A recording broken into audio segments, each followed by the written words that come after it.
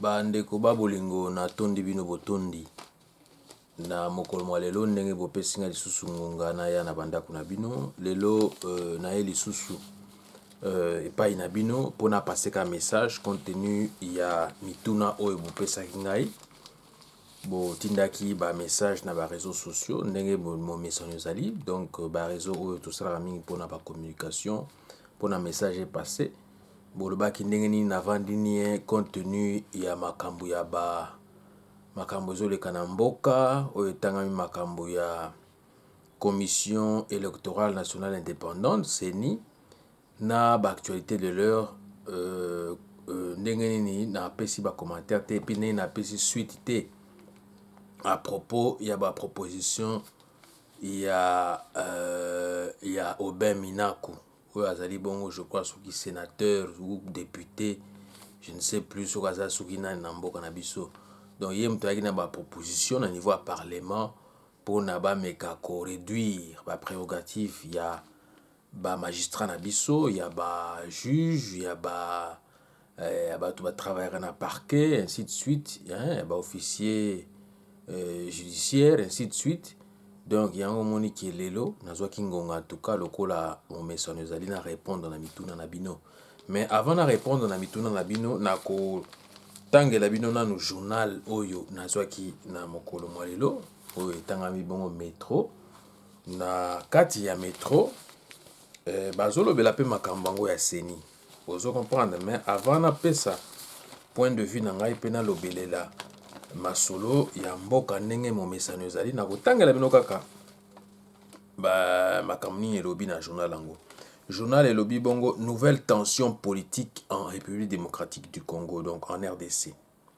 Donc la désignation d'un nouveau président à la tête de la très stratégique vous l'entendez très bien journal international ndenge komantaka donc à la tête de la très stratégique Commission électorale nationale indépendante CENI suscite des nouvelles tensions politiques en RDC où les églises catholiques et protestantes mettent leur veto au choix d'un cadre de l'équipe sortante. Donc, ezalaki bongo nanga. L'heure du remplacement du président sortant, le très rusé Corneille Nangaa Yobelio, a sonné à la tête de la CENI. Les résultats proclamés par le président de la CENI après l'élection présidentielle du 30 décembre 2018, à l'issue de laquelle l'opposant Félix-Antoine Félix Tshisekedi Tshilombo avait été nommé, donc avait été proclamé et nommé vainqueur. Vous voyez, avait été contesté par une partie de l'opposition et par l'Église catholique. Selon la loi, le choix de son successeur est entre les mains de la société civile, dont les confessions religieuses. Vous pouvez comprendre. Donc, si vous avez bitumba entre CENI na Senko. Vous pouvez comprendre. Donc, Senko versus CENI. La conférence épiscopale Senko et l'Église du Christ au Congo, ECC, principale fédération protestante, ont catégoriquement rejeté la candidature de l'actuel secrétaire exécutif national de la CENI, Ronsard Malonda. Monsieur Malonda est à la cheville ouvrière des élections de 2018. Donc, vous comprenez. Donc, il y a une pièce maîtresse na ba déroulement ya élection uta ko le exercice yo le ka yé pas aïka kawana donc baké na wonto to tali pe bien baké musika te bon bazong sika ka les mêmes éléments. C'est tout simplement la continuité de l'ancienne CENI a déploré dimanche le porte-parole de la Senko, l'abbé Donatien Tcholé. La commission électorale avait proclamé la victoire à l'élection présidentielle de l'opposant Félix Tshisekedi, qui gouverne depuis en coalition avec les forces de son prédécesseur, Joseph Kabila alias Kanambe.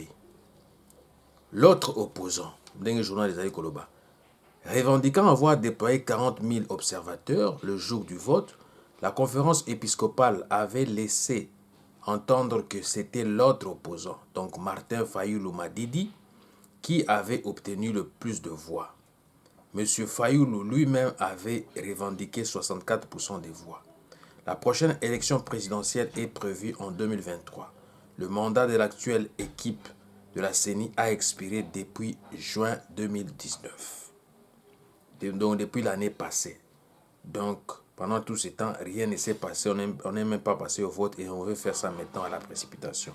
En 2015, l'Église catholique, dont se revendiquant 40% des Congolais, s'était déjà opposé au choix de M. Nanga à la tête de la CENI. Pour vous comprendre, déjà en 2015, à son temps, baboyaki Nanga azala wana, mais bato nyo surtout bato tchawana bazo utakaka na FCC.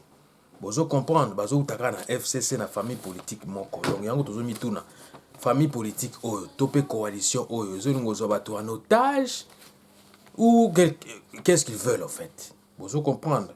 Donc yanga yomoni concernant ba proposition ya Obe Minaku na ba intention na bango baza nango parce que soko tali ba intention au bango baza nango, ils veulent modifier la constitution du 18 février 2011. Ça a été modifié en 2011 si ma mémoire est bonne. Ça a été modifié en 2011. Pour vous comprendre. Donc 2006 c'est Salami ratifié un référendum peuple endémique et puis modifié en 2011 si ma mémoire est bonne. Pour vous comprendre. Pour ne pas permettre l'élection zonga na tour moko. Or que zaki na on a 2 tours, mais yaki ko zonga na tour moko pour na ka favoriser Kabila azala wana. Vous comprendre. D'où sikoyo à travers la proposition on ngana ko loba ndenge bande ko ba bolingo. Donc bande ko ba bolingo ba préalable nano ezali ya mingi. Oyo ezali ko sala ete maponami oyo ya 2023. Et Coca-Cola reporté na ba calendrier moko grec. Vous comprenez lisusu pour na exercice normal ya maponami. Pour les communautés genre exercice, chaque 5 ans nous avons des élections. Chaque 5 ans plus 1 plus 2, nous avons des élections. Vous voyez, après avoir arraché aux ressortissants congolais vivant à l'étranger le droit de vote aux élections présidentielles et législatives, aujourd'hui, Joseph Kabila alias Kanambe voudrait une fois de plus arracher cette fois-ci à tout le peuple congolais son droit de vote en faisant pression sur les parlementaires, les députés et sénateurs nommés par celui-ci. Vous voyez, de procéder à sa désignation ou à son entérinement en tant que chef d'État aux prochaines élections présidentielles à venir de 2023, si celle-ci aussi s'organise comme prévu selon le calendrier normal, conformément à la CENI. Vous voyez, ma proposition ya Obe Minaku, vous comprenez, ezali natina ya kovandisa ba stratégie ya chaos. Vous comprenez, ezali natina ya kovandisa ba stratégie ya chaos. Na mboka na biso. Vous comprendre. Pambate ezali ko viser pérennisation ya pouvoir ya occupation na oyo ya coalition topé oyo ya cohabitation entre FCC na Kash et Oumela Seko na Seko, libela na libela, nyaka na milele ndenge balobaka. Vous comprendre. C'est-à-dire que bakoyoka na pona bakanga, ba bloquer mboka na biso na peuple congolais zaïrois d'origine batikala na kati ya otage moko perpétuel. Bozo comprendre pambate balingi kozwa mboka lokola nzungu na bango ya kolamba biloko ya kolia, bozo comprendre ya kolamba biloko ya kolia na lokoso pona kaka ba intérêt na mabumu na bango moko nano. Bozo comprendre na mabumu na bango nano. Pambate ba slogan oyo kili ba utilizaki tope ba utilizaka natina ya koganga le peuple d'abord et ainsi de suite. Et baluki lelo. Bozo comprendre et baluki. Et comme ici, le parti, la famille politique ou biologique ou la coalition, topé la cohabitation d'abord, en lieu et place, il y a peuple congolais zaïrois d'origine d'abord. Donc, ezali mawatro. Ezali mawatro bandeko ba bolingo. Tozali ko faire face na ba démagogue, na ba manipulateur, c'est-à-dire ba faux politicien. Bozo comprendre, pour ne pas dire ba aventurier, na ba jouisseur. Bozo comprendre, yango bomonaki bawelaki kondima kozala nommé na autorité morale na bango oyo ya FCC na cash oyo etangami bongo Kabila. Bozo comprendre, alias Kanambe en l'occurrence. Ba schéma nyonso bozo comprendre ngai yango nazomituna bandeko ba bolingo. Ba schéma nyonso tosi tomeki kasi ezali kaka kosimba te. Bozo comprendre. Tout ça là qui ba élection truquée, tronquée, soi-disant démocratique, libre, transparente, na kati ya occupation étrangère ya bapaya. Solution ikeleve. Bozo comprendre. Tomeki schéma ya 1+4 eloko moko kakati. Toye na schéma ya 1+1, c'est-à-dire FCC na cash. Association ya coalition topé ya cohabitation ya FCC na cash eloko moko kakati.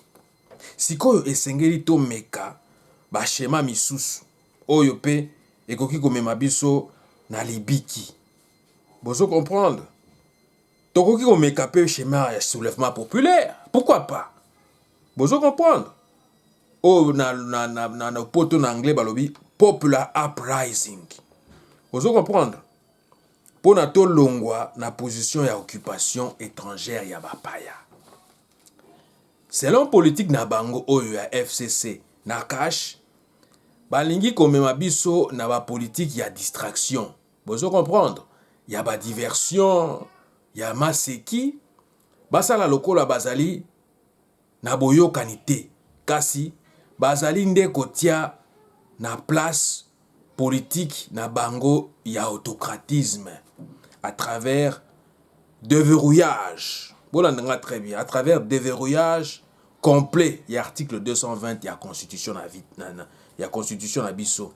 Natina ya kovandisa bokonzi, bozo comprendre na bango ya ko pérenniser occupation étrangère. Ya bapaya. Na ba état d'otage perpétuel. Bozo comprendre. Donc tozalaka na statu quo kaka ndengwana. C'est-à-dire bakoluka kosala maponami oyo ekozala na suffrage indirect. En lieu et place na suffrage direct, c'est-à-dire que c'est le peuple zaïrois d'origine qui va aller voter, qui décide de voter au lieu de laisser les parlementaires députés fantoches nommés de voter le président de la République, etc., etc. Bozo comprendre. Donc, bakoluka ba modifier article 70 de la Constitution. Bozo comprendre pona eko maboye. Parce que, selon Nani Nabango Elingi Kolobaboye, le président de la République est élu au suffrage universel direct pour un mandat de 5 ans renouvelable une seule fois.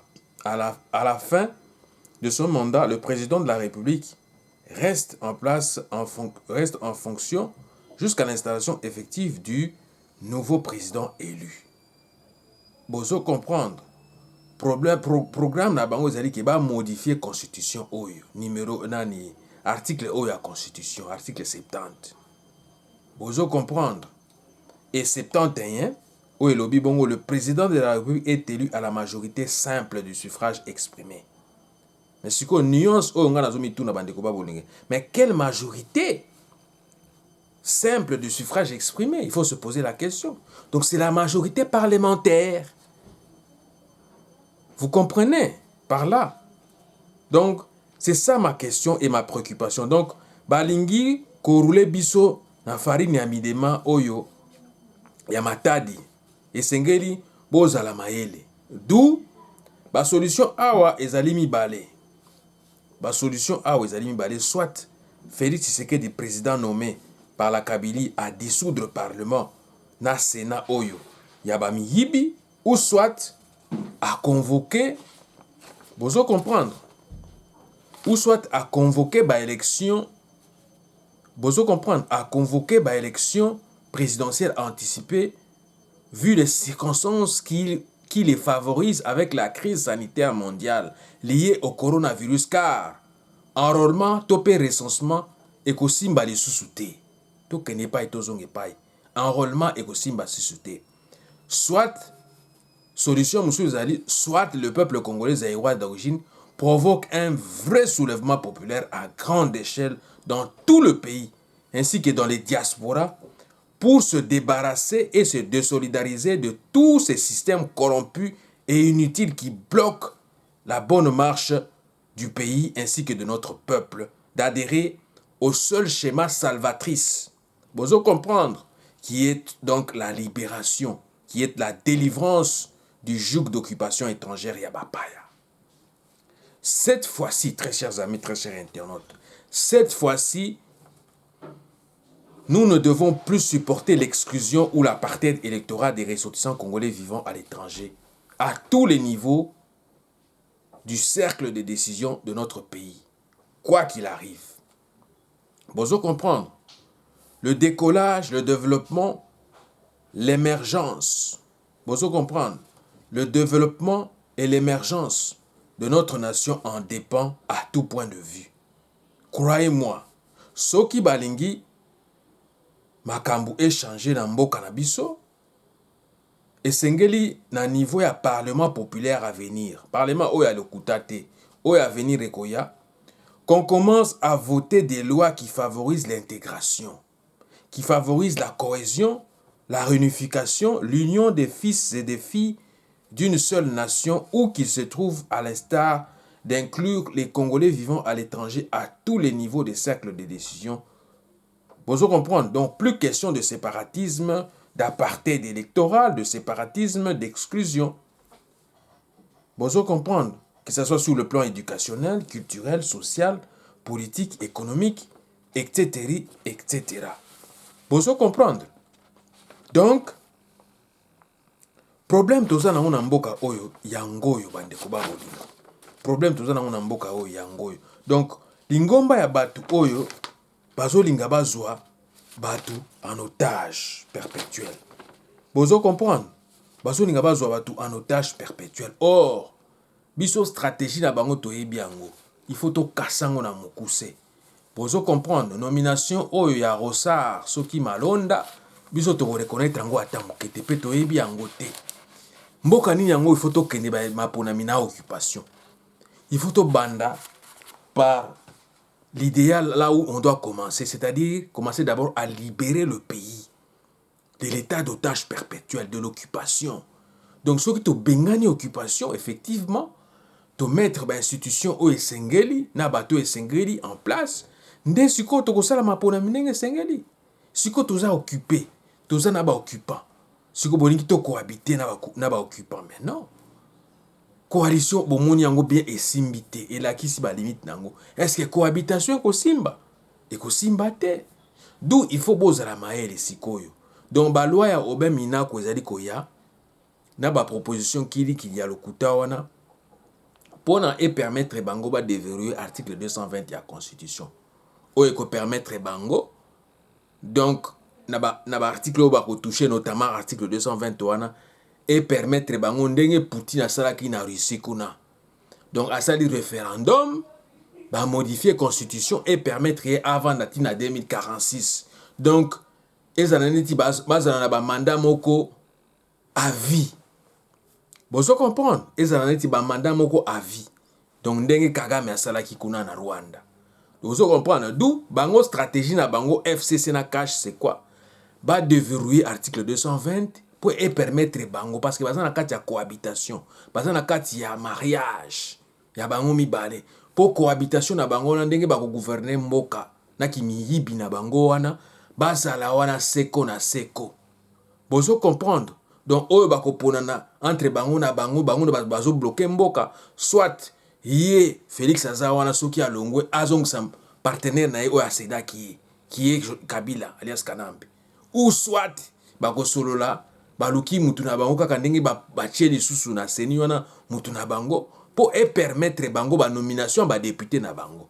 Parce que vous allez vous rappeler en 2018 ba oyo babimaki ba sénateur na ba député bazalaki baponaki bango na peuple te.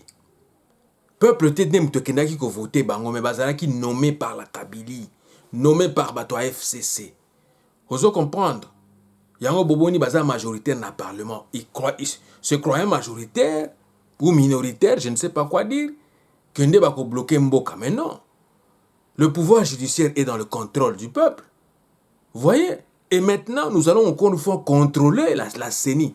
Yango boboni ki Janine Mabunda awela ki akende ko entériner mbala moko. Na ba PV à lokuta, disant que non, Rossar Malonda ba pone or. Na yeko tangela mo journal awa na ba sango o toza nango sikoyo ba sango batindela kingai. Balobi bango ba pesa ki avala tana mutu moko te. Pona Rossar Malonda abima président ya commission électorale nationale indépendante. Pour vous comprendre, pour ba préalable eza ebele. Il faut tout ça dans audit. Tout ça la audit. À part audit, tout ça la siko ba réforme na kati ya CENI wana. Ba réforme wana ekoya ba loi électorale ya sika. Na loi électorale wana ya sika ekoya toko inclure ba diaspora. Parce que na minute oyo lokola bokono oyo ya Covid ezali, batu pona ba bouger koza la kokoso. Alors na kokoso wana voire même na kati ya mboka po batu ba bando bouger koza la kokoso. To koza siko na problème ya batu ba voter soit par correspondance. Vous comprendre soit par procuration. Vous comprendre soit dans ba consulat, soit dans ba ambassade parce que tout ça bloqué à l'étranger. Impact oya maladie oyo na ba poto déjà bon ningi poto komi bloqué, poto komi déjà vraiment na embouteillage à kosakanate, ba vol les a kututé, les a programmé pe sous-souté. Alors, bino boy bisanga siko na 2023. Na allure oyo Covid oyo ezali koyela bato, ndenge ezali ko attaquer bato parce que koto déjà ezali ko battre record na niveau ya poto. Bongo siko soko komi siko ko battre record na niveau Afrique ko za ndenge nini. Donc yango to za quand même conscient. Il faut tout ça ba réforme, notamment la loi électorale ou ko inclure ba na diaspora ba banda ko voter, na ba oyo ba kokisi âge à 18 ans, to ba ko récupérer bango ba voter pe. Bozo comprendre. Donc makambo Rossar Malonda toboyi yango. Tokoki kondima te ba nomination kaka kili kaka ndengwana. Bozo comprendre. Soki ke na alliance na bino wana, na cohabitation na bino na bosali bolingi bolakisa peuple ke bino boza makasi koleka peuple, il y a aucune armée qui est très forte, plus forte que le peuple. Soki peuple a telemi bino nyonso boko lenga boko pakata na parlement na po boko vanda pété. Po bino boza ba représentant ya peuple. Mais peuple te ne mutu atie bino kuna. Mutu atie bino kuna to ebiye. A nommé bino ko nommé. D'où soit siko biso peuple toko recouvrer pouvoir na biso. Toko lo ba parlement wana to ebi angote, sénat wana to ebi angote. Ezali ba institution à occupation. Tous ceux qui sont là, ils sont illégitimes, ils ont été nommés. Et nomination na eza illégitime, eza illégal. Tori kondima yangote. Donc yango message nazaki nango na mokolo malelo. Pozo comprendre. Et si kanyo se zwami bino bo telemela ba loi ya minako eza ba loi moko ya favoritisme oyo ko permettre bango ba vanda kaka wana baza na contrôle ya justice, baza na contrôle ya commission électorale nationale indépendante, ba yeba ko nommer batu na bango ko tia batu na bango na ba poste na bango. Bozo comprendre. Donc biso makambo na diaspora to ko permettre yango te. Et puis schéma wana ya ba élection to yebisaki bino ke mboka basala ka ba élection mboka basala ba élection en étant occupé té. Boko le baté que na France quand tant basaki occupé basala ba élection non, ils n'ont pas organisé des élections. Ngai pour solution nazo pesa bino za nango simple. To si corona no mboka, to libérer na no mboka après avoir libéré de fond en comble to libérer yango, nde siko to ko songer tout ça pe ba élection et puis ba élection ezala non pe ka formalité. Ezala déjà formalité parce que to koyeba déjà mutuni to ko chawana. Vous comprenez? L'élection est une formalité. Donc, biso on a besoin d'élection, on a besoin d'abord de libération en boka. Ou écoutez, biso na ba transition. Transition moko to kosala ke batu nyonso bazala bazala intégré, bato nyonso bazala inclus. Bozo comprendre, oh non, bato aboya poto, bato soki ya wapi ya province bo bako voter te, mais non. Tout le monde sera concerné bako voter sikoyo. Donc stratégie na bango yango wana. Bazo linga sikoyo ba bouger article 220 et puis ba procéder na ba élection ezala à suffrage indirect.